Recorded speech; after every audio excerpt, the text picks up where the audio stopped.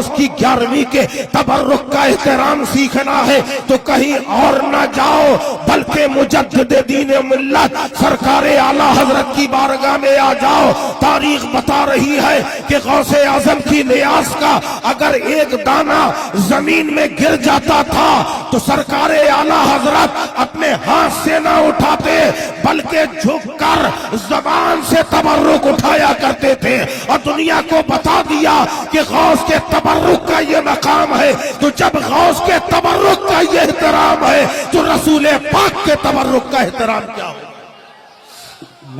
ابھی بعد میں پڑھیں گے، ہم تو نہیں پڑھیں گے نعت پڑھیں گے محمد علی فیضی صاحب۔ اگر جنت کا ٹکٹ چاہیے آپ کا کام ہے، انہوں نے کوئی رشوت نہیں دی، مجھے دھیان رکھنا، یہ نہ سوچنا کہ رشوت مجھے ملی، رشوت حرام ہے۔ تو جس کے پاس ہوتا ہے وہی دیتا ہے، بولو بھائی صحیح ہے کہ نہیں؟ جس کے پاس ہوتا ہے وہی دیتا ہے۔ اور اس کے علاوہ ایک بات اور ہے، ہوتا تو بہت لوگوں کے پاس ہے مگر دیتا وہی ہے جس کے پاس دینے کا دل ہوتا ہے۔ جس کے پاس دینے کا دل ہوتا ہے، لاکھ ہمارے پاس دولت ہے، لاکھ سرمایہ ہے، مگر دیتا وہی ہے جس کے پاس دل ہوتا ہے۔ معلوم ہوا کہ نبی کے پاس دینے والا دل بھی ہے اور نبی کے پاس موجود بھی ہے۔ اگر نہ ہوتا تو اللہ یہ نہ کہتا کہ رسول جو عطا کرے وہ لے لو، اور خالی نبی ہی نہیں عطا کرتے ہیں، اللہ نے قاسم نعمت مصطفیٰ کو بنایا، اللہ کو جو دینا تھا وہ نبی کو دیا، نبی نے علی کو دیا، علی نے ولی کو دیا، اور ولی نے ہم سبھی کو عطا کیا۔ ارے بھائی بولو بھی تو یار ذرا، زندہ باد زندہ باد۔ اللہ نے نبی کو دیا، اللہ نے نبی کو دیا، نبی نے علی کو دیا، اور علی نے ہر ولی کو دیا، اور ہر ولی نے ہم سبھی کو دیا۔ اور الحمدللہ ہمارا دامن اتنا وسیع ہے، اس کے بعد بھی اللہ کے ولیوں کی خیرات ہمیں ایسے ملتی ہے کہ ہمارے دامن تنگ ہو جاتے ہیں، مگر ولیوں کی عطا کی ہوئی خیرات کم نہیں ہوتی ہے۔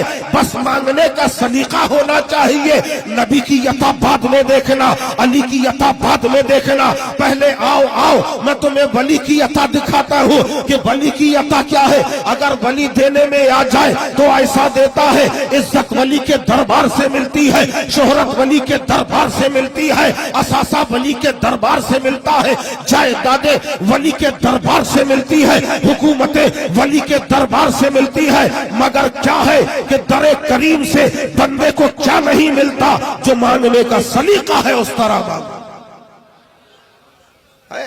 تاریخ گواہی دیتی ہے، یہی ہندوستان کی سرزمین ہے، یہی ہندوستان کی سرزمین ہے، خواجہ کا مقدس دربار ہے، دربار خواجہ میں ہزاروں کا مجمع ہے۔ ایک ضعیف شخص آیا اور غریب نواز کے دربار کی چوکھٹ کو چوما۔ چوکھٹ سمجھتے ہو نا؟ غریب نواز کی چوکھٹ کو چوما، وہی باہر کھڑے ہو کے فاتحہ پڑھی، اندر نہیں گیا، دربار کے اندر نہیں گیا، باہر ہی سے چوما، فاتحہ پڑھی۔ خادم دیکھ رہا تھا، قریب آیا، یہاں جیسے ہی ہاتھ پھرے، ہاتھ پکڑ لیا، کہا مولوی صاحب کہاں سے آئے ہو؟ کہا پاکستان سے آیا ہوں۔ کہا اندر نہیں گئے؟ کہا کبھی نہیں گیا۔ کتنے سال سے آ رہے ہو؟ کہا 20 سال سے آ رہا ہوں۔ کہا 20 سال میں کبھی تو اندر گئے ہوگے؟ کہا کبھی مزار کے اندر نہیں گیا۔ 20 سال سے برابر آ رہا ہوں، دروازے سے مانگتا ہوں اور یہیں سے مجھے عطا ہوتا ہے۔ اتنا سننا تھا، خادم نے کہا تمہارا آنا تب تو بیکار ہے۔ کہا کیوں؟ ارے کہا یہاں سے 25 کلومیٹر دور سے اگر کوئی شخص آتا ہے، مزار کو چومتا ہے، سر پہ چادر کو رکھتا ہے، خادموں سے دعا کراتا ہے، اس کے بعد رو رو کر کھڑے ہو کر اندر فاتحہ پڑھتا ہے، تب तब जाके उसकी मुराद पूरी होती है। तुम आते हो बाहर खड़े हो के मांगते हो, अरे तुम्हें क्या मिलता होगा?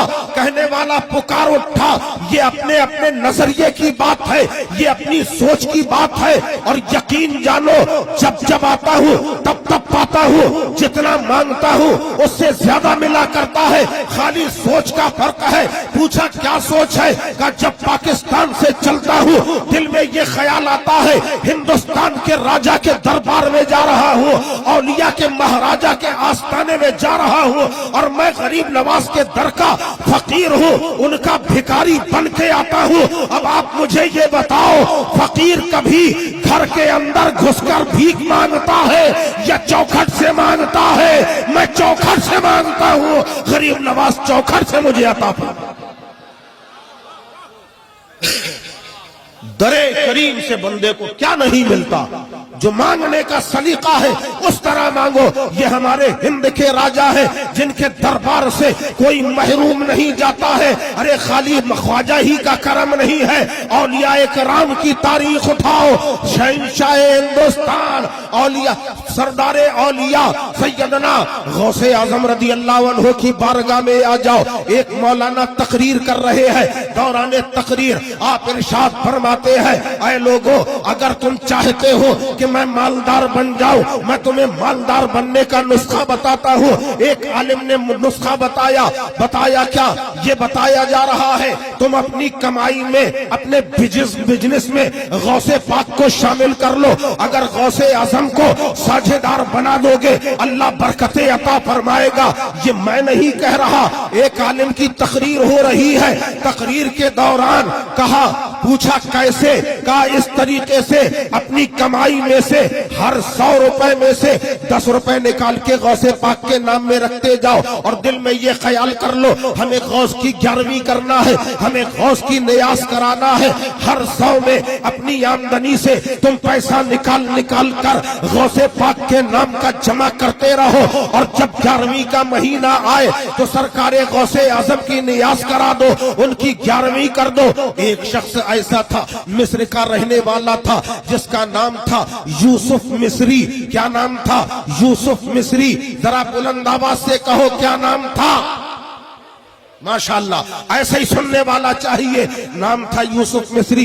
दिल में ख्याल आया चलो गौस पाक को पार्टनर बना लिया जाए, बिजनेस पार्टनर बना लिया जाए। घर में आया, आज ही से उसने 10 रुपए निकालना शुरू कर दिया। दिल में ख्याल आ रहा है, ए सरकारे गौसे पाक, आप तो वलियों के राजा हैं, अल्लाह ने आपको बड़ा इख्तियार दिया है, करम हो जाए तो इतना तो हो जाए, इतना पैसा तो इकट्ठा हो जाए, आमदनी इतनी तो हो जाए, हमारे सारे घर वाले, हमारे खानदान वाले खा सके। ये दुआ मांगी है। अब मालूम हुआ जब 11वीं का महीना आता है तो 11वीं के महीने में गोलक को फोड़ा गया, पैसा इतना आ गया कि सारे खानदान वालों की दावत की जा सकती है।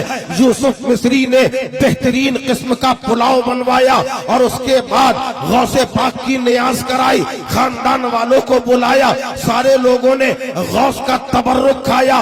याद रखो आप भी 11वीं करते हो, तो जब 11वीं करते हो तो 11वीं के तबर्रुक का एहतराम करना ये सीखना बहुत जरूरी है। अगर गौस की 11वीं के तबर्रुक का एहतराम सीखना है तो कहीं और ना जाओ, बल्कि मुजद्दिद दीन मिल्लत सरकारे आला हजरत की बारगाह में आ जाओ। तारीख बता रही है कि गौसे आजम की नियाज का अगर एक दाना जमीन में गिर जाता था तो सरकारे आला हजरत अपने हाथ से ना उठाते बल्कि झुककर जबान से तबर्रुक उठाया करते थे, और दुनिया को बता दिया कि गौस के तबर्रुक का ये मकाम है। तो जब गौस के तबर्रुक का ये एहतराम है तो रसूल पाक के तबर्रुक का एहतराम क्या हो? नारे तकबीर, नारे रिसालत, मसलके आला हजरत, फैजाने आला हजरत।